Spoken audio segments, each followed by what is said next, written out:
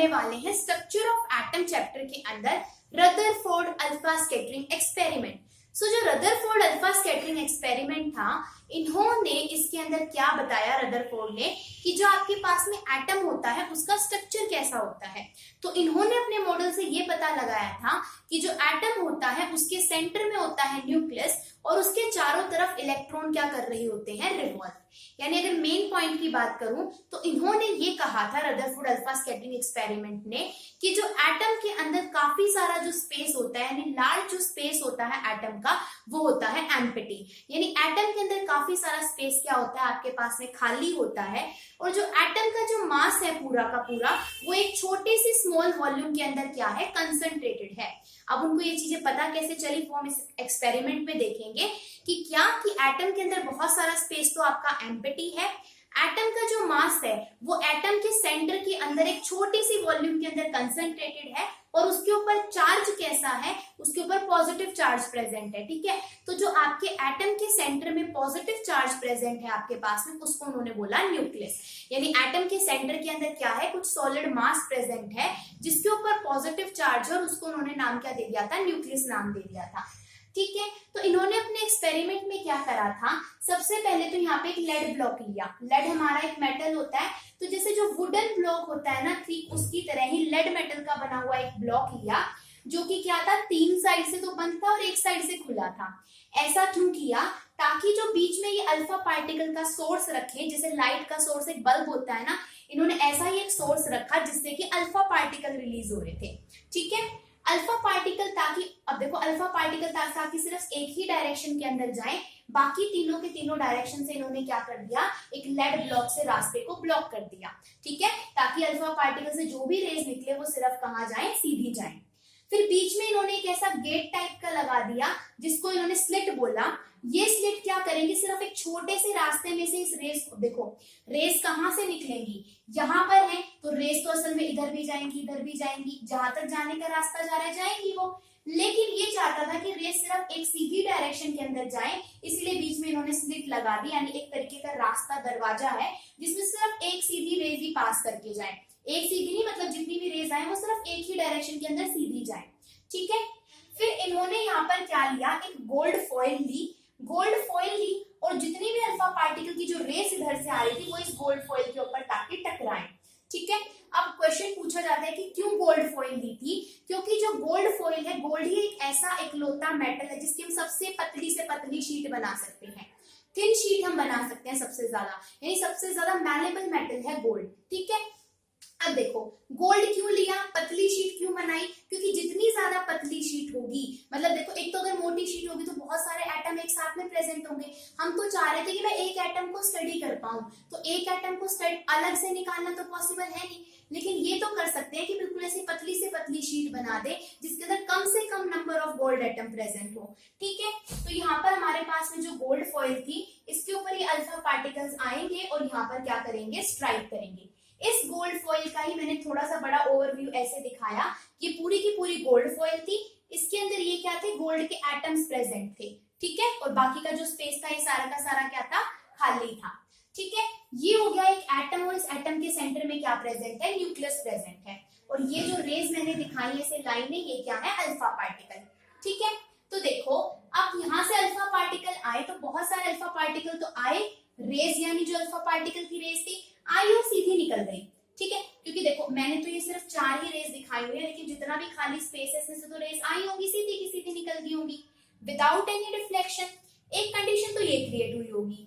दूसरी क्या हुई होगी कि मान लिया ये आपके पास में एटम था गोल्ड का, तो रेज आई होंगी और इस न्यूक्लियस के बिल्कुल पास से होकर और ये डिफ्लेक्ट हो गई। ठीक है, इस न्यूक्लियस के पास से जाएंगी और ये क्या हो जाएंगी, बिल्कुल डिफ्लेक्ट हो जाएंगी। क्यों डिफ्लेक्ट हो जाएंगी, क्योंकि जो अल्फा पार्टिकल होता है उसके ऊपर होता है पॉजिटिव चार्ज। ठीक है, जो अल्फा पार्टिकल के ऊपर क्या होता है, पॉजिटिव चार्ज, और इस न्यूक्लियस के ऊपर भी क्या है, पॉजिटिव चार्ज। ये बात रदरफोर्ड को पता नहीं थी कि न्यूक्लियस के ऊपर पॉजिटिव चार्ज होता है। उन्होंने देखा कि कुछ रेज ऐसी हैं जो किसी सेंटर की चीज के पास से जाती है। सेंटर की चीज का कैसे पता लगा, उन्होंने देखा कि लगभग 20,000 आपके पास में रेज है अल्फा पार्टिकल की, मतलब 20,000 रेज निकली होंगी, ऐसी लाइंस निकली होंगी, उसमें से सिर्फ एक 20,000 में से कोई एक ही रे ऐसी थी जो क्या है आपके पास में, मान लिया कि आपके पास में गोल्ड का एटम था, इसके बिल्कुल सेंटर में किसी चीज से, हार्ड चीज से टकराई होंगी और टकराकर ऐसे गई और टकराकर क्या आ गई, वापस आ गई, टकराई और वापस आई। कोई हार्ड चीज होगी, आप चौक फेंक के मारोगे उतनी वेलोसिटी से वापस आ जाएगा, तो कुछ ऐसा ही था। यानी इन्होंने क्या बनाया, 180 डिग्री का। जब कोई आपके पास में रे ऑफ लाइट ऐसे जाए और वो वैसे वापस आ जाए, इसका मतलब होता है कि 180 डिग्री का एंगल बन रहा है। सिर्फ 20,000 रेजों से कोई एक ही केस ऐसा मिला, ठीक है। या फिर क्या हो रहा था आपके पास में, एक तो ये वाला केस, या तो क्या होगा 180 डिग्री पे वापस आ जाएगी। दूसरी कंडीशन क्या हो सकती है कि वो इसके पास में जाए, बिल्कुल न्यूक्लियस के पास में, न्यूक्लियस उसने बाद में नाम दिया था कि सेंटर में कोई चीज है उसके पास में जा रही है और उससे बिल्कुल इस तरीके के एंगल पे, यानी बाकी सारे की सारी रेज इस वाली साइड डिफ्लेक्ट होंगी, सिर्फ एक ही क्या थी जो इधर इस वाली साइड डिफ्लेक्ट हो रही थी, बाकी तो सारे आगे वाली साइड एंगल बना रही थी। जैसे इस वाली ऑब्जर्वेशन में देखो, सिर्फ जो ये डी वाली रे है ना, ये इधर आ रही है, बाकी ए वाली ऑब्जर्व करो, सी वाली ऑब्जर्व करो, बी वाली, ये सब उधर की साइड एंगल बना रही है, ठीक है। तो इस वाले डी वाले केस से और बी वाले केस से उसने क्या ऑब्जर्व किया, बी वाले केस से नहीं, डी वाले केस से, कि हमारे पास में क्या है कि आपके पास में एटम के अंदर कुछ ऐसा प्रेजेंट है सॉलिड सा, जो क्या है एटम के पूरे स्पेस के बहुत थोड़ी सी जगह में प्रेजेंट है। थोड़ी सी जगह में क्यों प्रेजेंट है, क्योंकि जब 20,000 में से कोई एक ही रे ऐसी ऑब्जर्वेशन दिखा रही है, मतलब रेयर होगी वो चीज उस चीज के अंदर।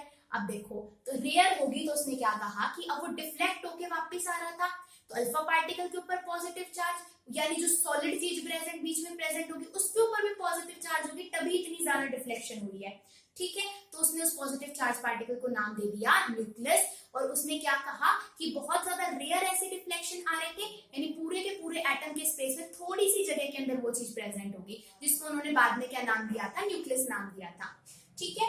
अब देखो, यहाँ मैंने एक सर्कुलर सी स्क्रीन लगा रखी है, ये स्क्रीन है जिंक सल्फाइड की स्क्रीन। जिंक, जैसे ये रेज आती ना, ये जैसे ही स्क्रीन पे जहां जहां टकराएंगी वहां पे ना स्पॉट पड़ रहे थे, ठीक है, क्योंकि अल्फा पार्टिकल की रेज वैसे तो हमें दिखाई देती नहीं, हमें किससे पता चला होगा, इस स्पॉट से पता चला कि यहाँ पे आपके पास में टकराए हैं, मतलब कोलिजन हुए हैं, ठीक है, एक तरीके से। तो उनकी ऑब्जर्वेशन क्या निकल कर आई कि most of the alpha particle strike point B. Point B था ये वाला, यानी कि रेज आ रही है और सीधी जा रही है, मतलब सीधी की सीधी निकल गई, स्ट्रेट निकल गई। तो उन्होंने देखा कि जो ज्यादातर उन्होंने रेज डाली थी वो क्या जा रही है, स्ट्राइक कर रही है पॉइंट बी पर, यानी बी पॉइंट पर स्ट्राइक कर रही है, इसका मतलब पास, स्ट्रेट पास करके जा रही है। उन्होंने इससे ये ऑब्जर्वेशन निकाले कि एटम के अंदर बहुत सारा स्पेस क्या होगा, खाली होगा, पहली ऑब्जर्वेशन। दूसरी ऑब्जर्वेशन थी a few get deflected with small angle, बहुत थोड़ी सी कुछ ऐसी रेस थी, बहुत सारी तो सीधी निकल गई, कुछ ऐसी रेस थी जो डिफ्लेक्ट होकर ए पोजीशन पर और सी वाली पोजीशन पर जा रही थी। कहां पर जा रही थी, ए पोजीशन पे और सी वाली पोजीशन पे जा रही थी। ये ए और सी वाली कौन सी होंगी, जो न्यूक्लियस के थोड़ा सा ऊपर या थोड़ा सा नीचे से पास करके चली गई होंगी।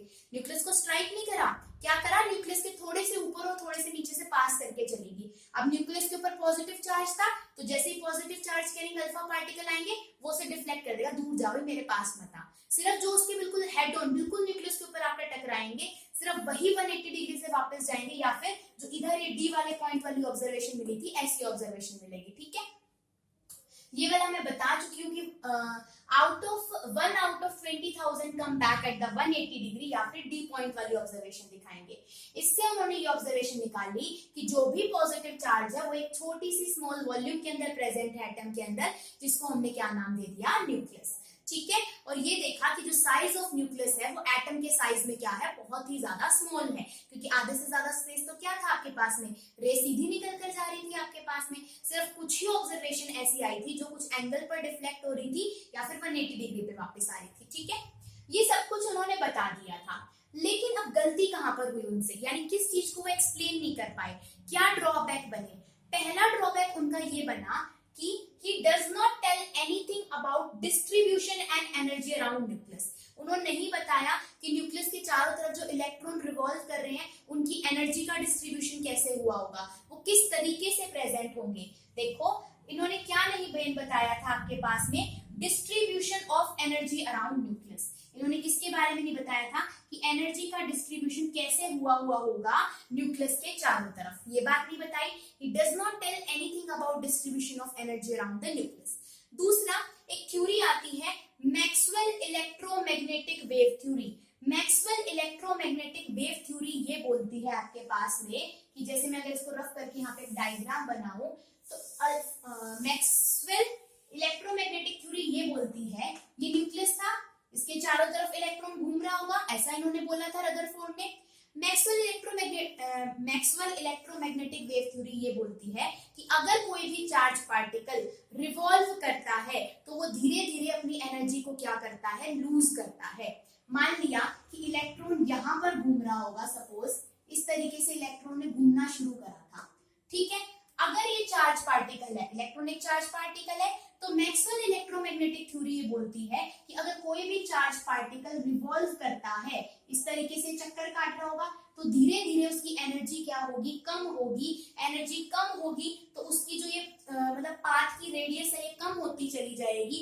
ये कम होते होते होते होते ये न्यूक्लियस क्या कर जाएगा, ऐसे तो न्यूक्लियस ये इलेक्ट्रॉन की जो पाथ की रेडियस है घटती चली जाएगी और धीरे धीरे ऐसे न्यूक्लियस के अंदर आके गिर जाएगा, ठीक है। क्योंकि उसके चलने की रेडियस धीरे धीरे क्या हो रही है आपके पास में, कम हो रही है। क्यों कम हो रही है, क्योंकि कोई भी चार्ज पार्टिकल जब रिवॉल्व करता है तो एनर्जी को रेडिएट करता है। किस थ्योरी के अकॉर्डिंग, मैक्सवेल इलेक्ट्रोमैग्नेटिक थ्योरी के हिसाब से, मैक्सवेल इलेक्ट्रोमैग्नेटिक वेव थ्योरी। तो उन्होंने मैक्सवेल ने ये पूछा कि अगर ये बात ठीक है तो आपका इलेक्ट्रॉन कैसे रिवॉल्व कर रहा है न्यूक्लियस के चारों तरफ, वो तो एनर्जी को लूज करेगा, और एनर्जी को लूज करेगा तो फिर आखिरी में वो चक्कर पूरा करने के बाद न्यूक्लियस के अंदर गिर जाएगा, और अगर न्यूक्लियस के अंदर गिर गया तो यानी एटम क्या हो गया आपका, अनस्टेबल हो गया। तो यानी उन्होंने एक तो एनर्जी के डिस्ट्रीब्यूशन के बारे में नहीं बताया था, और दूसरा ये मैक्सवेल इलेक्ट्रोमैग्नेटिक वेव थ्योरी का जो कॉन्सेप्ट था उसको वो एक्सप्लेन नहीं कर पाए थे। कौन, रदरफोर्ड। तो ये थी हमारे पास में रदरफोर्ड आपके पास में अल्फा स्कैटरिंग एक्सपेरिमेंट, ठीक है। आई होप ये चीज समझ में आ गई होगी।